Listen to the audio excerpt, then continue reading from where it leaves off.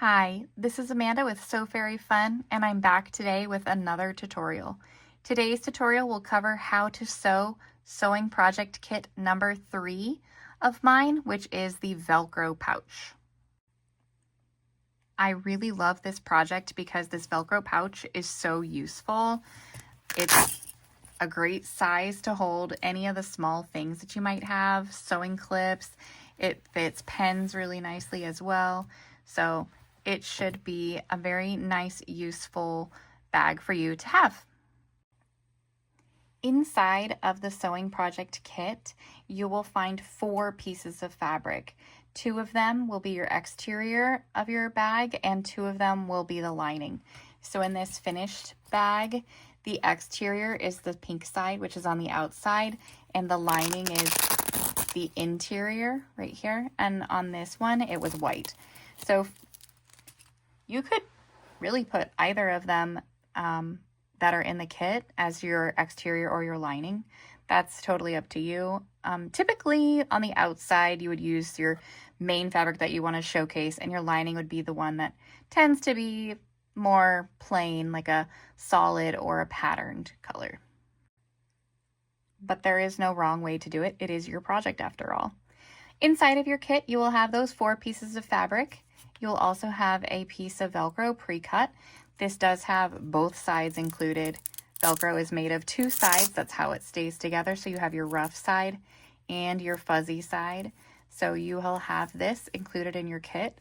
And then if you're making this on your own because you've already sewn through a kit, just make sure that you get sew on Velcro. You do not want to get the sticky Velcro and then try to sew through that. Also included in the kit is your tracing template so that after you've used the fabric that's included, you can just trace this template 4 times onto any cotton fabric of your own, 2 for the exterior and 2 for the lining, and then you can make as many Velcro bags as your heart desires. For my bag, I'm going to make the purple side be the exterior or the outside and the green the lining. So I'm going to set these exterior pieces to the side, and we're just going to focus on one lining piece at a time.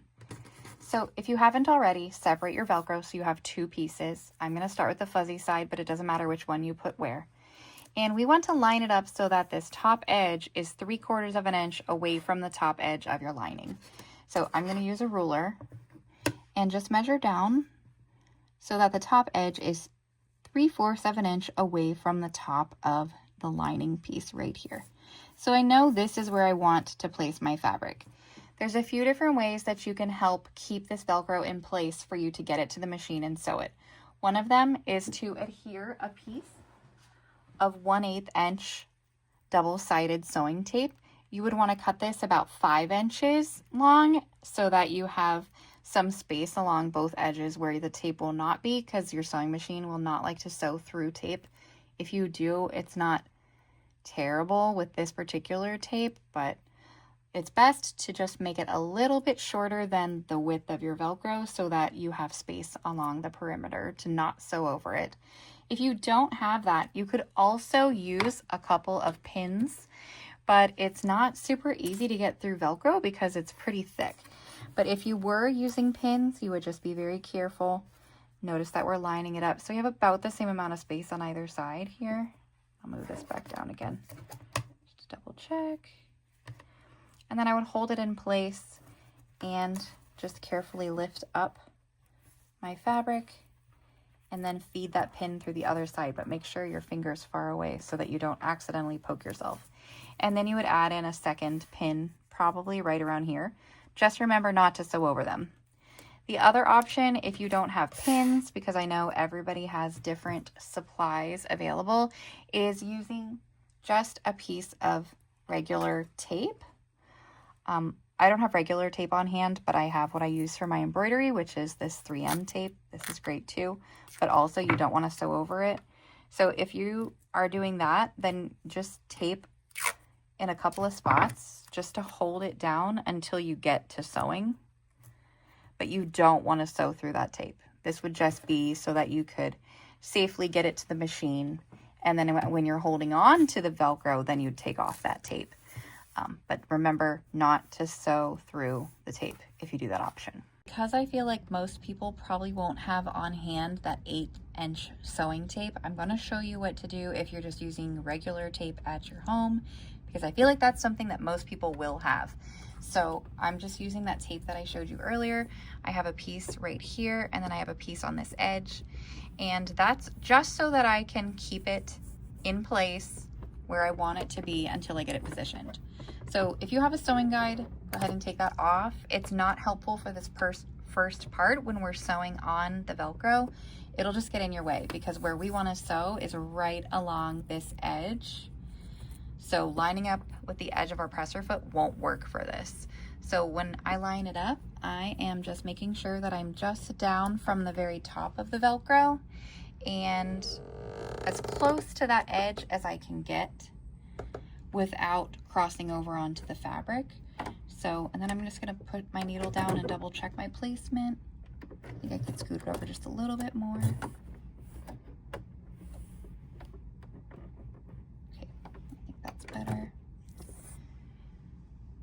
So I'm not all the way over here. I moved over about an 1/8 inch. And this part, you wanna make sure when you start sewing that you lock your stitches. You can pivot on the corners, but when you start and end your sewing, you need to lock your stitches. So we're gonna go ahead and do that. We're gonna sew forward a few stitches. My machine's on way too fast.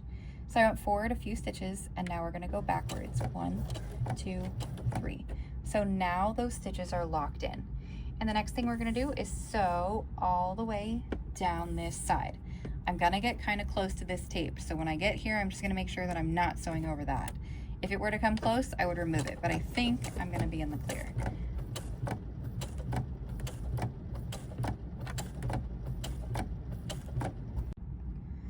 Now that I'm getting close to the end, I'm also close to this tape. I do not wanna sew through that, so I'm going to just lift my presser foot, leaving the needle down, and remove that tape.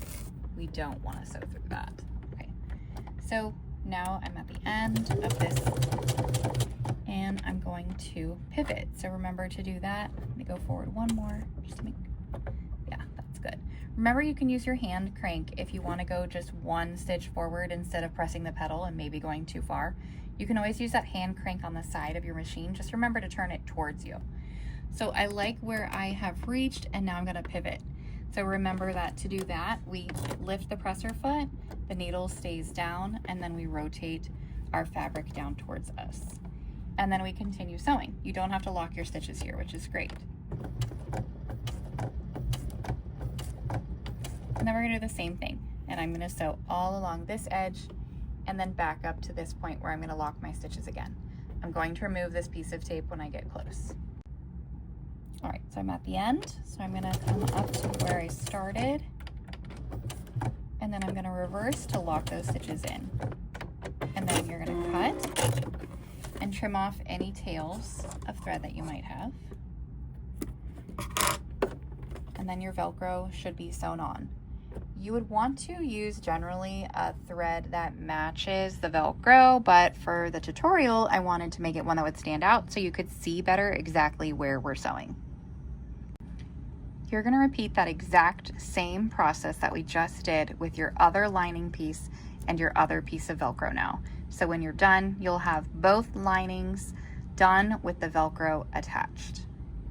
Both of your linings should now have your Velcro attached, and you can set one of those aside so that you're just looking at one of those linings. Place it down in front of you with the right side facing up, and then grab one of your exterior pieces of fabric. This is my right side of my exterior fabric, and then this is my wrong side. So I'm going to place it right side down so that the sides, the pretty sides, are touching. So it should look like this inside. And we are going to be clipping along this top edge. So I'm going to line up the top and the side edges and clip those in place.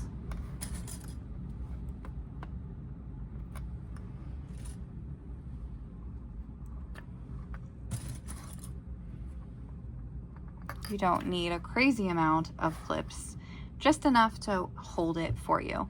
And then it's personal preference if you just want to go ahead and prepare your second 2 pieces or do that after. I like to just go ahead and knock it out. So I'm just going to grab my second lining and repeat that same process. So right sides together, pretty sides are touching, and I'm going to clip across this top edge. All right, so I have both of my pieces of fabric here, these 2 sets. We have an exterior and a lining, and another exterior and a lining. They are prepped and ready to sew. So I will meet you back at the sewing machine in just a moment. If you have a magnetic sewing guide, this is a good time to put that on. If you don't, it's okay. Just remember that you're lining up your fabric with the edge of your presser foot. Double check that your needle is in the center position. That's the default for most machines when you turn it on, will be in the center, but just double check that. The next thing we're going to do is I like to sew these pieces together. We're sewing along this clipped edge. I like to flip it so that I can see where I sewed the Velcro. If you measured down that 3/4 of an inch for the top of the Velcro, this seam that you're sewing should be nowhere near where that Velcro is. But if you place that Velcro maybe a little high, then you definitely would want to see where the Velcro is so that you don't sew over it. It will make the next step in this much more difficult if you sew over the Velcro for attaching the exterior to the lining. That shouldn't happen if you measured far enough down to place your Velcro. So we're going to sew just along this top edge, one straight line, just where the clips are. And we're going to lock our stitches in place at the beginning and at the end of this line of sewing. So just one nice straight line all the way down. And you can see I'm very far away from where I sewed that Velcro, so that should not be a concern at all. I'm just lining up my fabric with the edge of the presser foot and this magnetic seam guide. When you get to the end, just lock those stitches, cut and trim away any tails, and then we're going to repeat that same thing with our other exterior and lining piece. Once that step is done, your pieces of fabric should now look like this. They are sewn together, and we're going to take one of those and open it up like this so that we're looking at the right side right here. And then you're going to take your other piece and we're going to line it up with exteriors touching and linings touching. But the first thing that I like to do is start at a seam, and you have to be kind of careful because sometimes the Velcro gets stuck together like that when you're trying to do that, but it's okay, just pick it up. So what is nice is if you try your best to line up this seam right here. So to do that, it's a process called nesting the seams. So to start, just kind of place it so that it looks nice and in line. And then fold it down, lining up the edge, and we're gonna look inside. So what we want is for one seam to go flat in one direction and the other seam to go flat in the opposite direction. So they're, if I were to open them like this, they'd be almost like a plus sign, and we want this one to come one way and this one to go the other way. And this process is called nesting the seams. And what this does is help you have a nice seam where those two pieces of fabric join. So that's where I like to start, is lining up our seams first. So I do this side, and then I'm just going to rotate this around and do that exact same thing over here. My Velcro kind of grabbed on, so I'm just going to lift it up. You can even just set it down on top of itself. It should line up pretty nicely with where we want it to be. And then I'm going to do the same thing, but I want my seams to go the same way that I just did. So for example, this is my interior and this seam is going this direction. So I'm going to do the same thing with the other side. So I'm going to flip this seam to go the opposite way. And then you just kind of squish them together a little bit. And now you would say that your seams are nested. So one seam's going this way and one seam's going that way. And that's a nested seam. So I'm going to put a clip there. And now you can see this is what it would look like. So on this one, my lining is the piece with the Velcro, and we want to make sure that we remember to leave an opening at the bottom of this piece of fabric, at these pieces of fabric, because this is where you're going to flip your bag right side out when you're done. So we're going to clip along the whole perimeter, but I'm going to add double clips down here. And this is just something that I have found that helps me. Some people will use a pen and just make a mark. I just have always done double clips to remind me that this is where I want to start and end my sewing. And I'm going to leave this space open. I'm actually going to move it over just a little bit. You don't want to leave too tiny of a hole because then you won't be able to pull your bag through it. So make sure you're leaving yourself a good maybe 3-4 inches. Just big enough that you can flip it without too much trouble. And then just keep clipping until the whole bag is clipped all the way around. Once you are done clipping, it should look similar to this. We've got our double clips down here at the lining to remind us to leave it open. And I like to just take one more peek at my seams and make sure that they're still lined up how I want them to be. That one had got off just a little bit, so. And it's okay if it's not perfect. No one's going to come check your seams and make sure, oh, I broke a clip. No one's going to come check your seams and make sure that they're perfect. So relax. But I do have to teach you the right way to do it, which technically is lining up those seams. And it does look nice when they do happen to be perfectly lined up when you're done. So now we're going to sew this together, starting at one side and going all the way around. As I'm placing this, I like to use this bottom left corner. So if I was looking at my bag like this, I'm starting to sew at the bottom left corner. That just makes the most sense to me in terms of having one start and ending line of sewing. So I remove those clips and I'm going to lock in some stitches because it's at the beginning. This is a really important place to remember to lock your stitches because we're going to be putting some pressure on that opening when you're flipping your bag. So remember to lock your stitches here. So next, I'm going to sew to this corner, pivot, and I'll sew all the way to this other corner, pivot again over here, one more time on the other side, and then we'll be back to locking stitches again. So I'm going to do that and I'll be right back. One thing that I wanted to show was how to know when you need to either go back another stitch or go forward when you're trying to pivot. So when I got to this corner, I lifted my presser foot, I turned my fabric, and it's bunching up. So that's not what I want. That means I need to go forward another stitch. So I'm going to turn my fabric back the way it was. I'm going to lower my presser foot, and I'm going to hand crank forward one more stitch, and then check it again to see if that lines up more nicely with the edge of my presser foot. And it definitely does. So that's how I check to see if I need to go forward one more or maybe even backwards one if it's too close to that edge. So I just wanted to show that. One thing you should always make sure you do is check to make sure your bobbin is full before you start a project. I did not, and therefore I thought I was sewing until I got to about this point and then realized it was not sewing. But I figured this is a good time to show you what to do if that ever happens in a project. So my bobbin ran out, such a bummer. I'm going to go back to my stitches where I have this long tail of thread where it was not sewing anymore. I'm gonna cut that off. I've got a new bobbin in there. And even though I'm not at the end of a line of sewing, I have to lock my stitches now because I have a new bobbin in there. So I'm lining it back up with where I was sewing before I ran out. And I'm gonna lock my stitches. So I'm gonna go forward a few, backwards a few, and now it's just like it was before I ran out. So figured that was a good thing to show you. I locked in my stitches here when I got back around to this other set of double clips, and now my pieces of fabric are sewn together. One thing I like to do to reduce the bulk in the corners so that they poke out nicely and squared instead of being bulky and rounded is to cut off this excess material in the corners.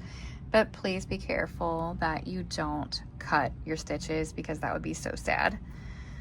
Leave yourself some seam allowance so that you don't accidentally trim your stitches. If you do, it's not the end of the world. Just put it back in there, sew it closed, and then get back to it. But it's definitely best to avoid that and just leave yourself some seam allowance. So now I have trimmed the bulk away, and we're going to look inside of this opening. Because I locked my stitches is why I can pull like this, is because they're locked in. So I'm gonna reach in and I can feel that that Velcro is stuck together. That's good, that's what it's supposed to do. We're just gonna open it so that you can reach. So now I'm reaching in and I'm grabbing that exterior and I'm gonna pull it so that it's right sides out. If you left your hole a little small, this might be a little harder, but just take your time and you'll get it. And then most of you probably just, you might even have a chopstick, and if you're home, you might have a chopstick in the kitchen. You could use that to poke out the corners. I have this handy tool that I love. Was made and given to me by the sweetest lady in North Carolina. Doesn't have an official name, I don't think. I just call it my corner turning tool. So anyway, poke out your corners with whatever tool you have, and you can see my seams lined up really nice over here. The next thing we need to do is close this lining shut so that whatever we put in our bag doesn't fall in. So to do that, we're gonna fold down these pieces of lining on either side of the hole so that we have fabric to catch when we sew along this fold. So now I'm going to clip along where I need to sew.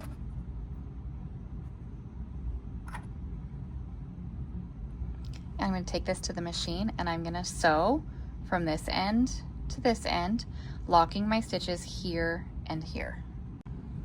I've got my fabric on the machine, and notice that I have not lined up this edge with the edge of my presser foot. This seam guide's not going to help us. Sewing guide is not going to help us because we need to sew close to this edge. If we were to sew way over here, we're probably going to miss this flap of fabric that you folded under there, and then it won't be shut. So you have to sew pretty close to this folded edge, and make sure that you lock those stitches at the beginning and at the end of that opening that we're now sewing shut. I think I went past it a little bit, but it's better to go a little bit past it than not. And then lock your stitches at the end. So you can see how close I really did sew to the edge. And I got a little bit of strings to clean up back here. The next step is pushing this lining down inside of the exterior. So we're just gonna open it, push that lining in. You can just use your hand if you have a tool, like a chopstick or something like it. You can push into the corners just to help them. And then close up our bag, and you have a Velcro pouch.